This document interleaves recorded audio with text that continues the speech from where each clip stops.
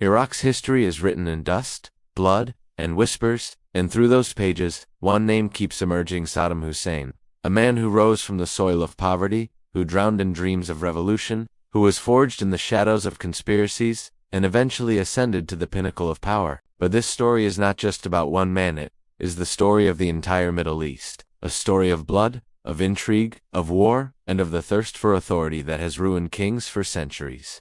Saddam was born in a remote, desolate village called Alaja, near Tikrit, in April 1937. But his arrival into the world was not greeted with joy. His father had died months before, either killed in a fight or lost to the uncertainty of life.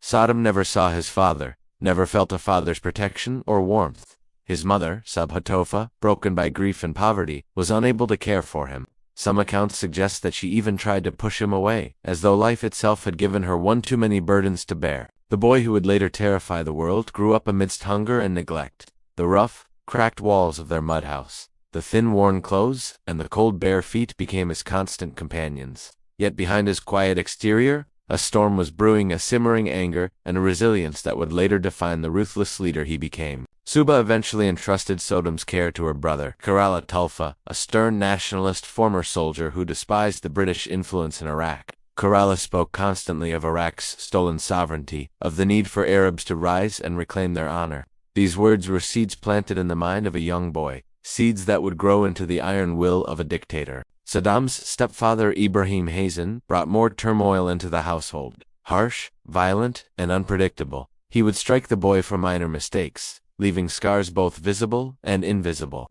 But every blow, every humiliation, every moment of neglect only fueled the young Saddam's inner fire. The boy who endured all of this silently began to understand a simple truth. The world respects only those who wield power, and it fears only those who command it. By the time he reached adolescence, Saddam's mind was filled with one consuming ambition: power to make others bend, power to shield himself from harm, power to reshape his destiny. Baghdad became a magnet for him, a city full of noise, political fervor, and revolutionary ideas. It was there that he first encountered the Ba'ath Party, which preached Arab unity, anti-imperialism, and the restoration of Iraq's dignity. The ideology seemed etched into his blood. It resonated with the boy who had known only hardship and betrayal. He attended meetings, observed discussions, and gradually immersed himself into the party. Leaders noticed his quiet determination, the steel behind his gaze, the ruthlessness that seemed to lie dormant yet ready. Saddam was not the most experienced, but he carried a single-minded intensity that promised action without hesitation. It was during this time that Iraq's political landscape was in turmoil. Military coups rose and fell, conspiracies whispered behind closed doors, and Saddam was learning the art of survival and domination. The boy from Tikrit, raised in hunger and pain, was becoming a man who intended to write his own fate, no matter the cost. In 1959, the Ba'ath Party plotted to assassinate Prime Minister Abdul Karim Qasim, and Saddam, still young and untested, was chosen for the mission. The operation was fraught with danger. On the day of the attack, gunfire erupted, chaos enveloped the streets, and Baghdad's air filled with panic. Saddam fired his weapon, but the mission failed. Qasim was wounded but survived. Many conspirators died, and Saddam himself was wounded, barely escaping. He fled into hiding, moving through the shadows of Baghdad, then eventually out of Iraq altogether, traveling to Egypt under a false identity to recover and regroup. In Cairo, the young man who had known only fear and deprivation found a new world. He studied law at the university, lived quietly, yet remained in touch with the Ba'ath Party's Egyptian cell. Here, he first understood the intricacies of global politics, the delicate balance of power, and the reality that authority could not be claimed with slogans alone. It required strategy, patience, and the willingness to embrace danger. Meanwhile in Iraq, events were unfolding that would change the political landscape forever. A successful coup finally overthrew Qasim, and the Ba'ath Party began consolidating power. News of this reached Saddam, who had been in exile, and a surge of anticipation and ambition coursed through him.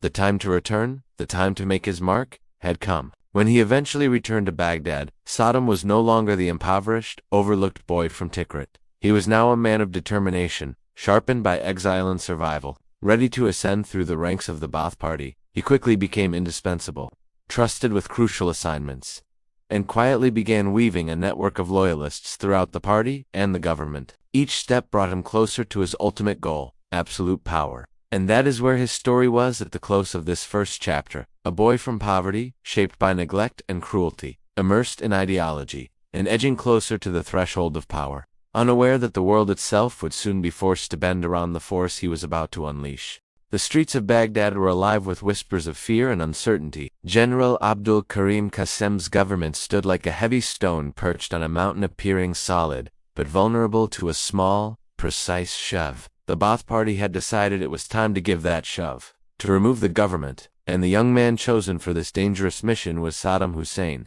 For Saddam, this was not just a political operation, it was the first test of his life. It felt as if the pride and destiny of Iraq rested in his hands. Plans were meticulously prepared, positions were taken, and on a crowded Baghdad street, the moment of reckoning arrived. Qasim's car appeared in the distance. Gunfire erupted. Chaos consumed the street. Smoke rose. Screams echoed, and the first taste of blood in Saddam's hands left him shaken. He fired his weapon, yet fate intervened. Qasim was wounded but survived. Many of Saddam's fellow conspirators were killed, and Saddam himself was injured. Crawling through the shadows, he barely escaped, leaving Baghdad behind to save his life. For days, he hid along the Tigris, moving cautiously through riverside trees and abandoned shelters. Eventually, under a veil of secrecy, he fled Iraq for Egypt with forged documents, beginning a new chapter in Cairo, a city that would educate him in the craft of strategy, patience, and political cunning. In Cairo, Saddam lived the life of a student, studying law,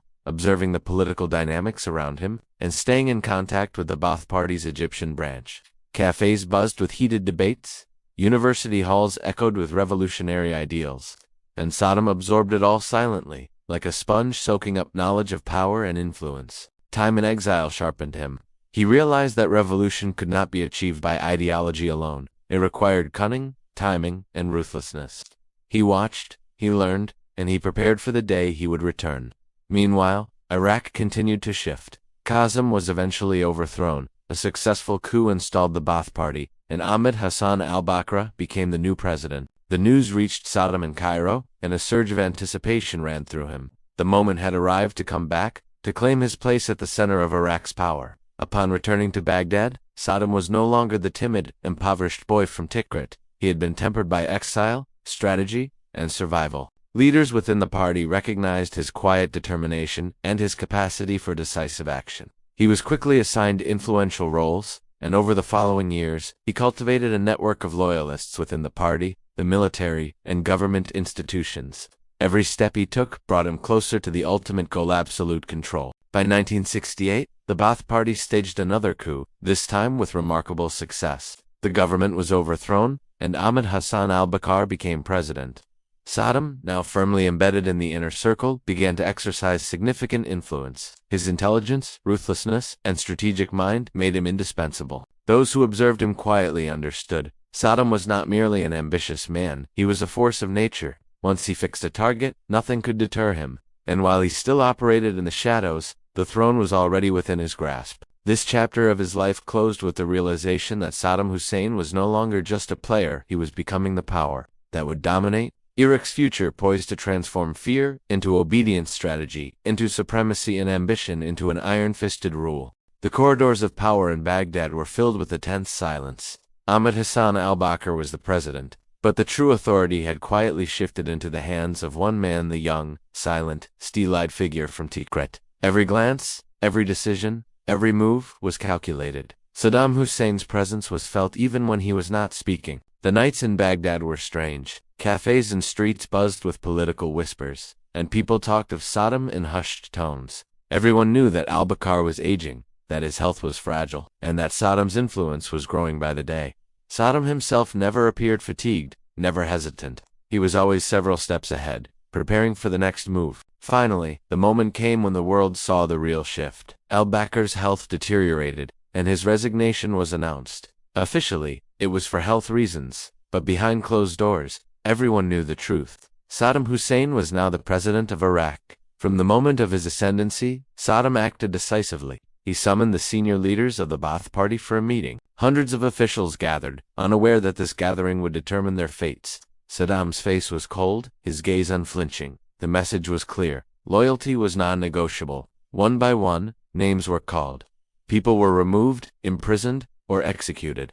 Fear became the currency of power. By the end of the day, dozens had disappeared. and Saddam had firmly established that he alone was the uncontested authority. With internal threats neutralized, Saddam focused on consolidating Iraq's power. He restructured the military, took control of intelligence agencies, and expanded the state's reach into every aspect of civilian and political life. His network was precise, loyal, and ruthless. Any opposition, real or imagined, was crushed silently or violently. Saddam also modernized Iraq. Oil revenues were expanded, development projects initiated, and the military strengthened with advanced technology. Iraq became a country that neighboring states feared and global powers cautiously observed. Yet even with total internal control, Saddam's ambitions extended beyond Iraq's borders. The region was watching, and the Iranian Revolution of 1979 had introduced a new, illogically driven rival just across the border. The stage was set for a confrontation that would engulf Iraq in a devastating conflict. By now, Saddam was no longer just a leader of a party or a country. He had become the embodiment of power itself. His decisions shaped not only the lives of Iraqis, but also the destiny of the entire Middle East. Baghdad, once a city of whispers and fear, had become the center of a new, unyielding rule. And yet, Saddam knew that the true test of his reign had only just begun. The Iran-Iraq War, the regional conflicts, the international scrutiny all awaited him. The boy from Tikrit who had survived poverty, exile, and betrayal, now stood as the architect of Iraq's future, wielding fear and strategy like a weapon.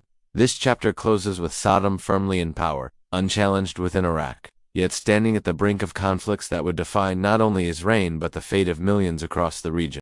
The nights in Baghdad were deep and silent, yet within the halls of power, a fire blazed that would consume years of the region's history. Saddam Hussein was now the vice president in title, but in reality, he was the true ruler. His eyes held the same cold, unwavering determination, the same calculating fire that made him both feared and unstoppable. Every move Saddam made was precise. Who met whom? How long did they speak? Whose voice faltered? Whose eyes betrayed fear? Nothing escaped him. He understood the fundamental truth. Power is not taken, it is seized with cunning and maintained through control.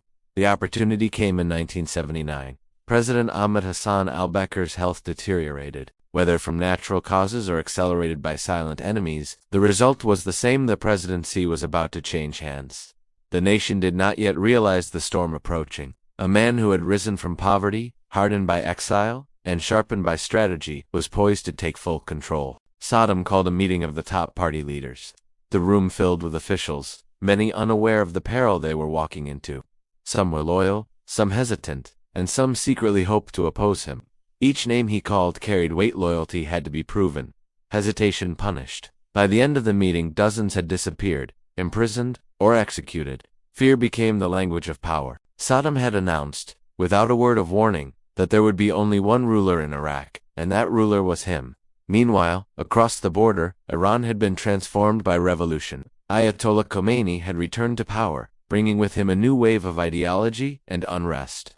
Saddam saw this as a threat, a challenge to Iraq's authority and stability. The tension between the two countries escalated, setting the stage for one of the deadliest conflicts in modern Middle Eastern history. Saddam did not hesitate. He strengthened the military, expanded intelligence networks, and secured loyalty at every level. Iraq became a fortress under his command, a nation where any hint of rebellion or disloyalty was swiftly crushed. Every decision was meticulous, every action calculated. Oil revenues funded ambitious infrastructure projects. The army became a modern force, capable of projecting Iraq's power regionally. State control extended into every corner of society, and Saddam's rule became synonymous with both development and fear. Baghdad, once a city of whispers, now echoed with the presence of an unyielding authority. Saddam Hussein had become the embodiment of Iraq itself. His vision was clear: consolidate internal power, prepare for regional challenges, and ensure that no force, internal or external, could threaten his rule. Yet even as he solidified his grip, he understood that every rise to power invites opposition. Every empire faces tests, and every leader must face the storms that power inevitably brings. By the close of this chapter, Saddam Hussein was firmly seated on Iraq's throne, feared and respected, yet standing at the edge of a war that would test the limits of his leadership, his nation, and his vision for the Middle East.